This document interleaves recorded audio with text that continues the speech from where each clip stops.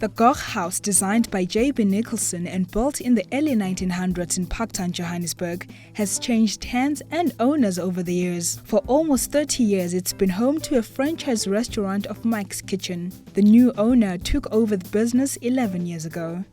Well, it's built for a gentleman called James Gogh and his family. Him and his family were quite prominent in Johannesburg. His brother George Gogh was a mayor for 2 years.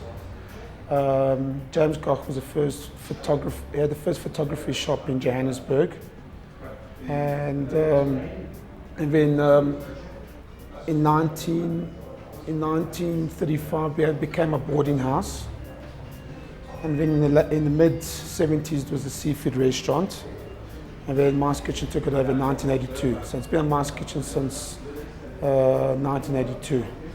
And it's a heritage site, and Parktown's famous for its heritage homes. There are about 25 heritage sites in the vicinity, and all affiliated to the Parktown Westcliff Trust. The structure of the house and that of the business required some restoration work. Manny says it's been good times for the establishment since then.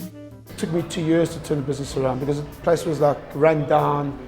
The house was painted in a pink color, pink pastel color, because Mike's Kitchen had changed the whole concept, and that's one of the reasons why the whole brand collapsed.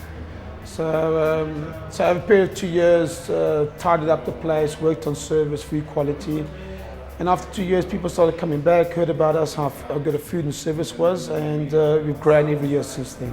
Making use of a property like this does have its limitations. Using any type of property for business purposes when the intention was not originally to use as business purposes causes complications. It's the type of building. If you convert a house into an office, it doesn't always lend itself from a parking perspective, being a typical example. And of course, it's the location of the property that becomes important. A residential property invariably sits in an area that is not necessarily an office node, and that is what one would want to look at. And the costs involved of modernizing a residential building, for example, can be prohibitive. The location of the establishment has become a great investment on its own. This is a meeting point. A lot of people from the south meet someone from the north, I'll meet here, we're off the highway. Obviously Parktown's gone through a rejuvenation, I mean, Chancellor's taken over. I mean, pretty much a whole block down the road. The Cape Town Geo extending up. So our area's been rejuvenated, which has worked in our favour now. Harlow they moved their head offices down the road 2 years ago. So we're always getting new feet in every day. Every day we got about 20, 30 new clients coming in through the door. Manny knows all about the cliche, if you've got it, flaunt it.